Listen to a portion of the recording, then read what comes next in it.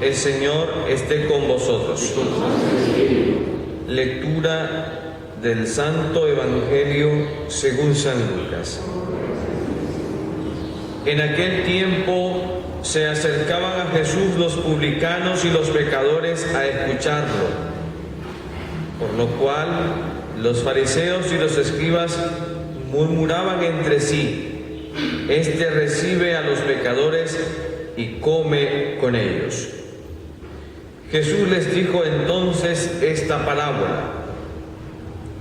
Un hombre tenía 2 hijos, y el menor de ellos le dijo a su padre: Padre, dame la parte que me toca de la herencia. Y él les repartió los bienes.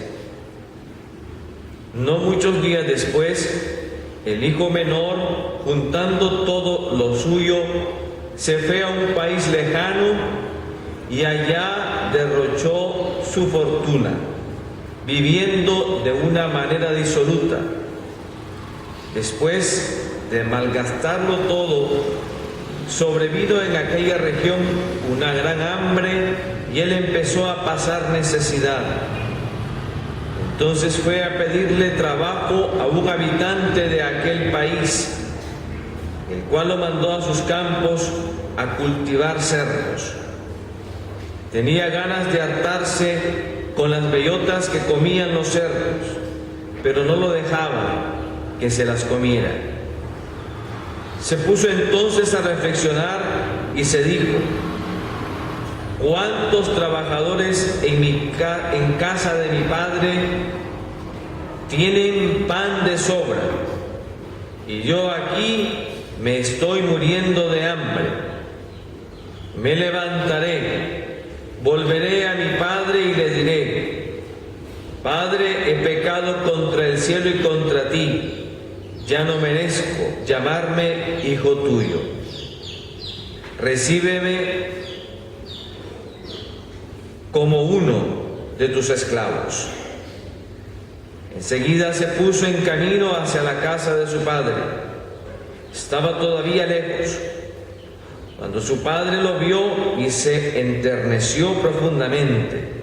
Corrió hacia él y echándole los brazos al cuello, lo cubrió de besos. El muchacho le dijo: Padre, he pecado contra el cielo y contra ti. Ya no merezco llamarme hijo tuyo. Pero el padre les dijo a sus criados: Pronto, traigan la túnica más rica y vístansela. Pónganle un anillo en el dedo y sandalias en los pies. Traigan el becerro gordo y mátenlo. Comamos y hagamos una fiesta, porque este hijo mío estaba muerto y ha vuelto a la vida. Estaba perdido y lo hemos encontrado. Y empezó el banquete. El hijo mayor estaba en el campo, y al volver, cuando se acercó a la casa, oyó la música y los cantos. Entonces llamó a uno de los criados y le preguntó qué pasaba. Este le contestó: Tu hermano ha regresado, y tu padre mandó matar el becerro gordo por haberlo recobrado sano y salvo. El hermano mayor se enojó y no quería entrar. Salió entonces el padre y le rogó que entrara, pero él replicó: Hace tanto tiempo que te sirvo sin desobedecer jamás una orden tuya, y tú no me has dado nunca ni un cabrito para comérmelo con mis amigos. Pero eso sí, viene ese hijo tuyo que despilfarró tus bienes con malas mujeres, y tú mandas matar el becerro gordo. El padre le replicó: Hijo, tú siempre estás conmigo y todo lo mío es tuyo. Pero era necesario hacer fiesta y regocijarnos, porque ese hermano tuyo estaba muerto y ha vuelto a la vida. Estaba perdido y lo hemos encontrado. Palabra del Señor. Hermanos, hemos escuchado hoy estas lecturas de este 24º del tiempo ordinario y hemos escuchado una palabra de misericordia. Es un evangelio que nosotros lo conocemos perfectamente, lo usamos en nuestro lenguaje. Este chaval parece un hijo pródigo, ha sido parte ya de nuestra jerga habitual, y es un evangelio que por otra parte es entrañable, muy bonito, es enternecedor, es una palabra que nos ayuda a nosotros a entender. Jesús nos la puso para que nosotros entendamos en qué consiste la misericordia del Padre. ¿Qué es la misericordia del Padre? Hoy se habla mucho de la divina misericordia. Hay una devoción incluso a la divina misericordia. En esta palabra nos presenta en qué consiste esta misericordia del Padre reflejada en Jesús, a través de una realidad histórica que el Señor Jesús comprobó. Decía aquí el Evangelio que un padre tenía 2 hijos, uno mayor que se quede en casa y uno menor que pide su herencia, la parte que le corresponde, y recoge todos sus bienes, todo su dinero, y se va a hacer su vida propia. Esto, hermanos, era parte de la realidad.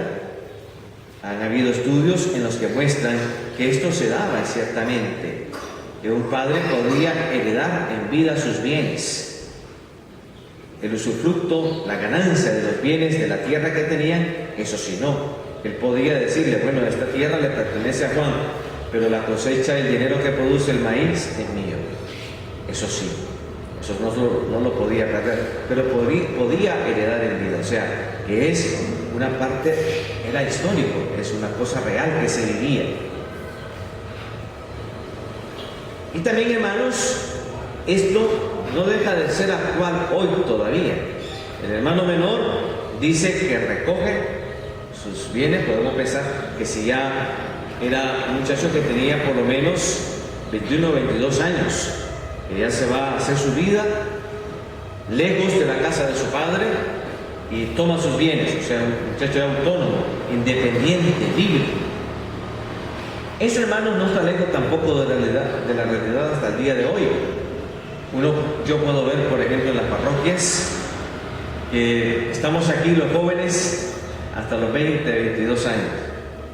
Después de los 22 años, 25 años máximo, alguien mamá, nos vemos, y se van con su vida y agarran sus cosas y no se vuelven a aparecer a la iglesia. Nosotros los sacerdotes lo constatamos. La pastoral juvenil llega hasta los 18 años, 22 años, después se van los jóvenes. Se van de la iglesia y después regresan a los 40. Cuando ya vienen con la vida destruida: padre, me enredó, me la pegó mi mujer, yo me enredé con el alcohol, me enredé con los drogas, padre, me abandonó mi mujer, y ahora quiero, y ahora ya a los 40. A los 20 se van y regresan a los 40. Algo así pasa con el hijo menor.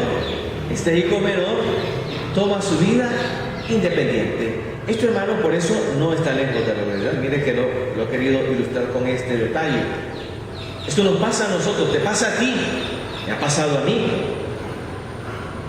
Es decir, nosotros queremos ser libres, independientes, sin leyes, sin normas. Este hijo menor representa ese espíritu de todos nosotros, del mundo, incluso hoy, que quiere vivir sin ley, que quiere vivir sin Dios, donde yo soy Dios.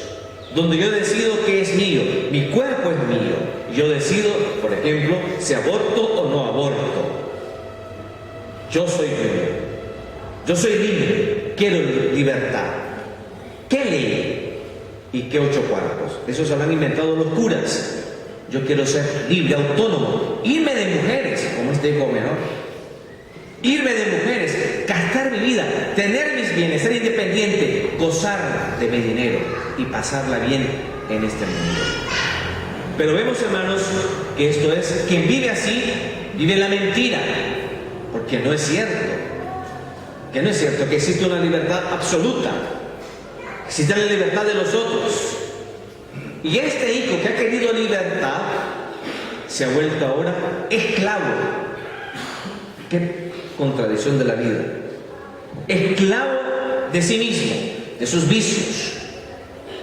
Por eso empieza a anhelar. Cuando yo estaba en la casa de mi padre, yo era libre. ¿Cómo viven los trabajadores de mi padre allá? Viven libre. Por eso la lectura, cuando dice el padre, traigan a este hijo y pónganle unas sandalias, significa libertad. Porque solamente los libres usaban sandalias, los esclavos andaban descalzos. Este hijo había perdido la libertad, ya no era libre. Mentira, lo engañó, a como te engaña a vos y a mí el maligno que nos seduce. Buscamos nuestra vida en nosotros mismos. Este hombre ha querido buscar su vida en sí mismo, lejos de los otros, en su propia libertad. Pero es un engaño, es una mentira, porque existe la libertad de los otros. Yo no puedo pasar encima de las demás personas, porque el otro también tiene sus derechos y es libre también. Y aquí, hermanos, empieza este joven, ahora dice la Escritura, al reflexionar, entró en sí mismo y pensó, los trabajadores de mi padre viven libres y yo aquí estoy como un esclavo, trabajando con cerdos, que era un animal impuro, y dándole de comer a los cerdos. O sea, había perdido su religión, ya no era judío. Y dice, voy a volver a la casa de mi padre, volveré donde él. La conversión, hermanos, el arrepentimiento.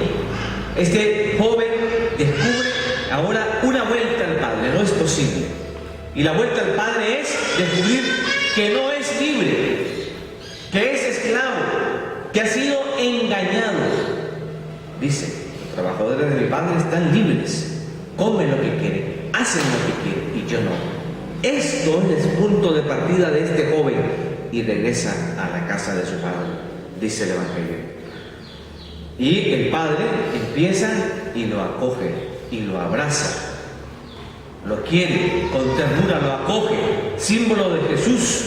Estos brazos del Padre son los brazos de Jesús y el Espíritu Santo que nos acoge a nosotros, que nos quiere, que nos acoge, que nos ama, que no nos rechaza, que nos espera. Esto, hermanos, lo experimenta ahora este hijo. Esto es lo que ha experimentado Pablo. Dice, es una verdad cierta, Cristo ha muerto por los pecadores y yo el primero. Pablo era esto, era un pecador y ha vuelto a la casa del Padre y ha recobrado su libertad. Esto experimenta este joven, pero está ahí las danzas, ahí matan el becerro cebado, hay una gran alegría y llega, dice, el hermano mayor, aparece ahora el otro hermano, el que se quedó en casa. Y el que se queda en casa, hermanos, empieza a refunfuñar y a decir, ¿por qué has hecho esto? Ese hijo tuyo ya se ha separado, ya no es su hermano, es su hijo. Ha creado una barrera, ha empezado el juicio de este hermano mayor. ¿Cómo es posible? Y ha empezado la justicia de este hombre. ¿Cómo es posible que te ocupó todo tu dinero, lo gastó en bebidas, en comidas, con malas mujeres, y vos los pagás así? Este hermano mayor hace un juicio. Por eso cuando nosotros hacemos juicios a las personas, nos destruimos, se cierra la conversión. Este hombre no ha entendido, este hermano mayor, lo que ha sucedido en el corazón de su hermano, el menor. Pero no solamente eso, dice a continuación, continúa el relato, dice: yo he pasado en... ¿Cómo es posible que le das ahora el becerro gordo? Y a mí, que he pasado en la casa, sin desobedecer nunca una orden tuya, jamás me has dado un cabrito. O sea que este hermano mayor, en el fondo, está harto. Dice, lo que le pasó al hermano menor, ¿por qué no le salió? En el fondo está deseando lo que hizo el otro, lo que hizo el hermano menor. Ojalá yo lo hubiera hecho, tenía unos deseos inmensos de hacerlo. Yo quería hacerlo. Esto es en el fondo como un rescoldo profundo de insatisfacción, que el hermano menor lo hizo, se gastó todo y cómo lo premian. Y yo que estoy aquí sin desobedecer nunca una orden tuya. Es interesante, hermanos. ¿Quiénes son los que se han quedado en casa? Nosotros somos los que nos hemos quedado en casa, hermanos. Aquí están los que nosotros nos hemos quedado en casa. ¿Quiénes son los que están en casa ahora? En la casa del Señor. Sos vos y soy yo. Aquí no hay ningún asesino, pero yo, ningún adúltero, ningún desgraciado, ¿no? Que todos los veo yo son personas buenas, personas de bien, comulgarán, ¿no? Y que no comulguen, entonces está en pecado grave, mortal. Pero todos son gente buena, ¿no?